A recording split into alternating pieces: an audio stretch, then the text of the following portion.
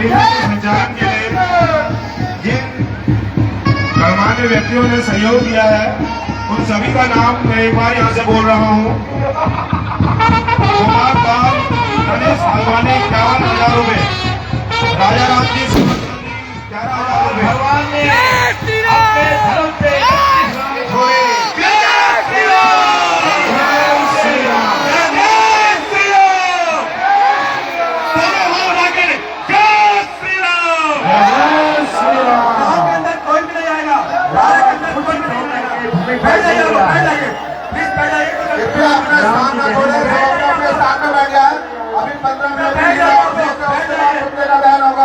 कृपया सभी लोग, सभी वॉलेंटियर ध्यान दें, अपने एक्टिव मोड में आ जाए सभी वॉलेंटियर।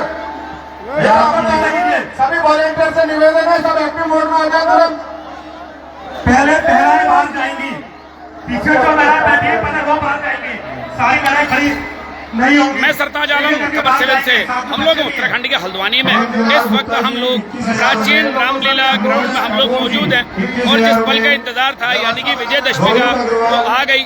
श्री राम जी और रावण के बीच यहाँ पर शानदार युद्ध हुआ और श्री राम जी ने यहाँ पर तीर मारकर रावण को यहाँ पर मूर्छित कर दिया और यहाँ पर रावण अभी पड़ा है। राम जी ने उसका तीर मारा क्योंकि विभीषण जी ने उससे बताया था कि उसकी नाभि में अमृत है, जब तक वो अमृत नहीं सूखेगा तब तक रावण नहीं मारा जाएगा। तो ये आप देख सकते हैं ये मूर्छित यहाँ पर पड़ा है। 11,000 रुपए, सौरभ अग्रवाल 11,000 रुपए, विपिन अग्रवाल जी 11,000 रुपए, महावीर गोविंद 11,000 रुपए, गोपाल उद्योग में सुहासनी जी 5100 रुपए। और ये देखिए राम जी की सेना में यहाँ पर एकदम जश्न का माहौल है। लेकिन मैं आपको यहाँ की तादाद जरूर दिखाना चाहूंगा साथियों कि हल्द्वानी के प्राचीन रामलीला ग्राउंड में कितनी तादाद आई है देखने के लिए।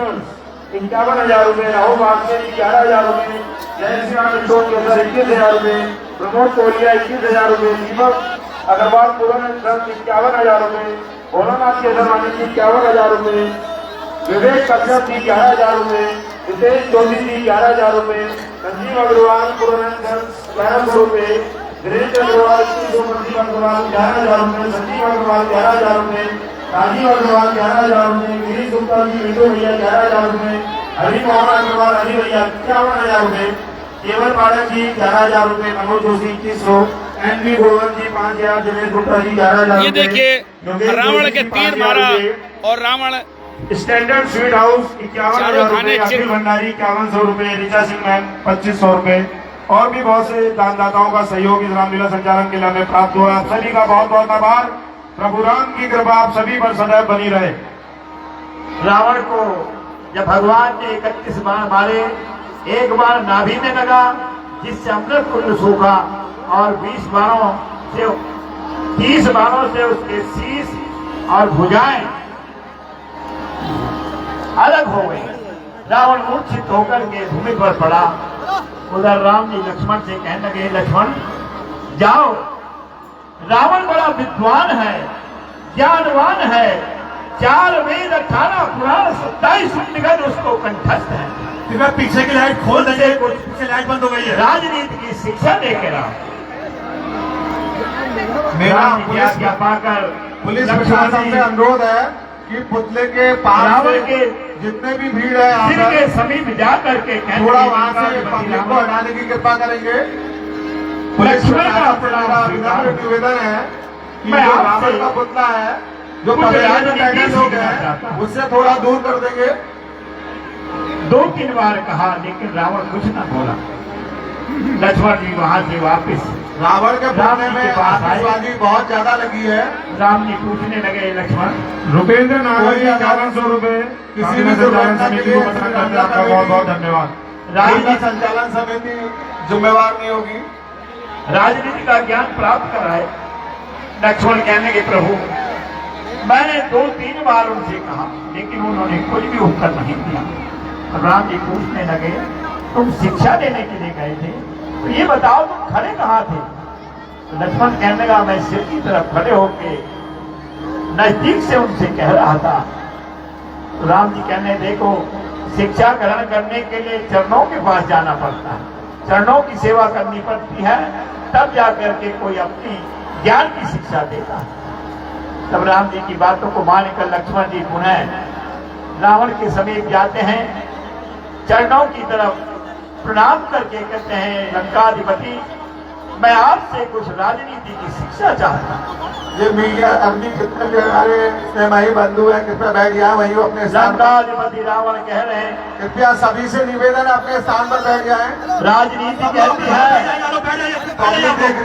काल करे सो आज कर, आज करे सो अब, पल में प्रलय होगी भूल करोगे। लाइट वाले, लाइट व्यवस्था, रावण के पुत्र के बाद तार हटा देंगे और पीछे की लाइट खोल देंगे।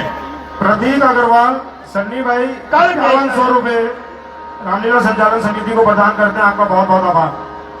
कल के करने वाले कार्य को आज ही कर लेना चाहिए, क्योंकि काल का कोई भरोसा नहीं। मैंने बहुत विचार किया था इस समुद्र के ऊपर सेतु बांधने और पृथ्वी से लेकर स्वर्ग तक सीढ़ी बना दी, लेकिन आज कल के कहने से आज मैं इस स्थिति में पहुंच गया हूं, लेकिन मैं वो कार्य नहीं कर पाया। लेकिन जो अच्छे कार्य हो उनको तुरंत कर देना चाहिए, और जो बुरे कार्य हो, अनीति हो, उसको जितना टाला जाए उतना अच्छा।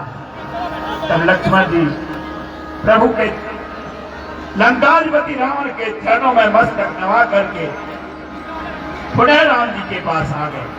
तब राम जी भी लक्ष्मण जी को स्वयं लंकेश के पास पहुंचे, कहने लगे, हे लंकपति कहो तो मैं पुनः तुम्हें जीवन दान दे दूं। लंकाधिपति रावण कहने लगा, मैंने अपनी प्रतिज्ञा पूर्ण कर ली है।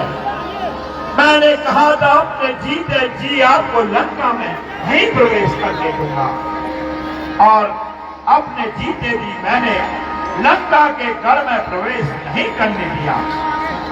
और आप कहते हैं कि प्राण रखूं,